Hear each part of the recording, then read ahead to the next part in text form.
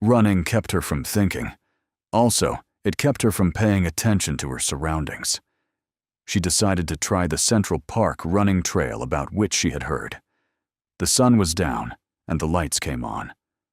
While running, she saw two men converging on either side of her quickly. They never knew what hit them. One of the men tried to pull her by the ponytail. She at once rolled down and stuck him in the throat, collapsing his windpipe. Her blows are ferocious with evil intentions. All the fury, rage, and anger stored up for months were taken out of the two men.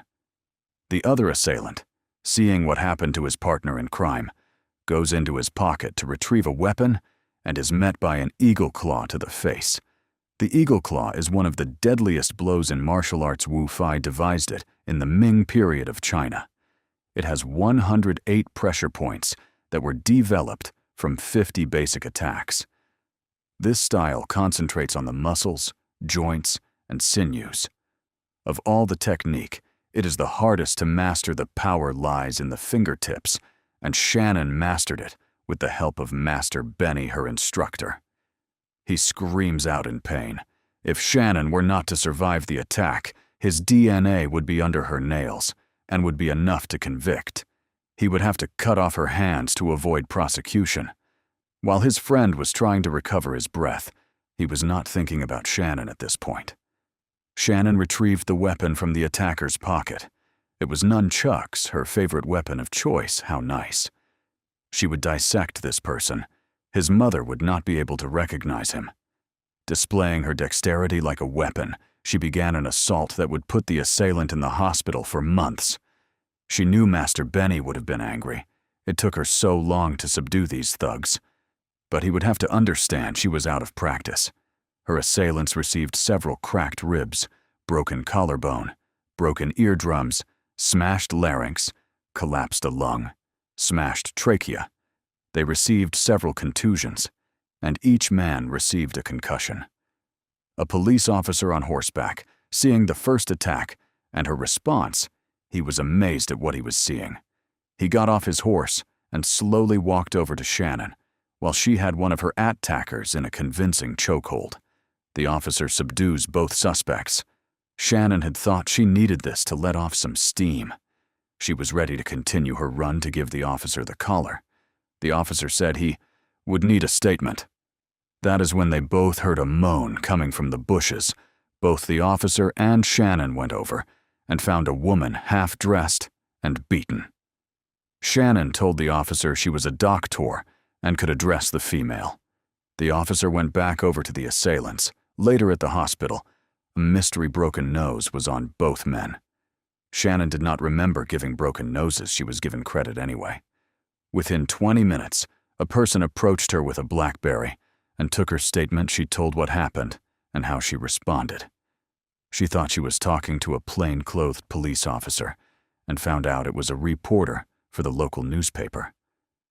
Just then, a news truck approached him and wanted to take live shots, and the officer involved stood near Shannon with the nunchucks as evidence.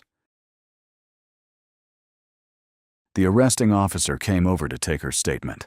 After receiving her statement, he insisted on her getting a ride from one of the officers.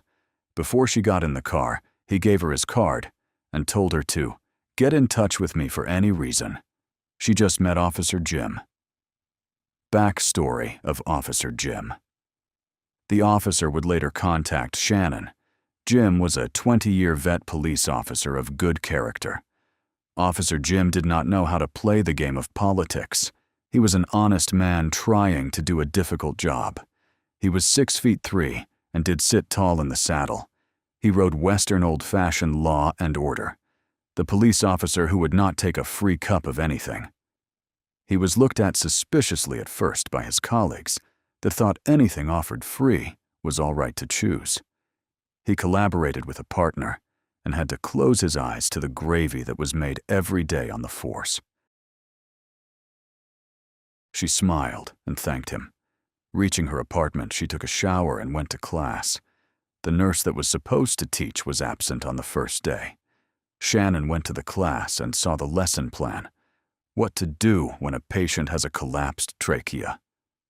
Irony strikes again.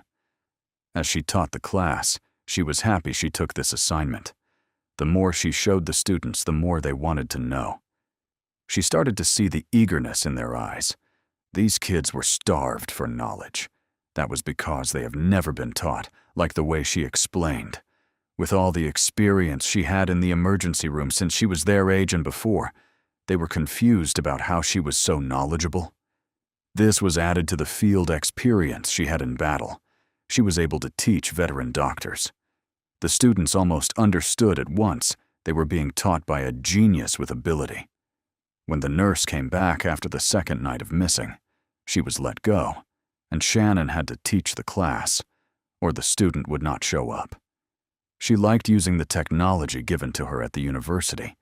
It took this student into the body like they had never seen before. Shannon was their tour guide, and that was what she was, an expert tour guide of the brain. "Captain Shannon, how long have you taught?" one enamored student asked. "Why do you ask?" Shannon sensed he liked her. He was staring with passion in his eyes, and always sat in the front of the class and helped with anything. "Truthful, I have been in your class for 3 weeks and have learned more than the year I have been in other classes." All students started agreeing in unison. "In my opinion," Shannon began, "I don't think it's some years, but whatever your passion is to teach that." Shannon was trying to deflect the attention.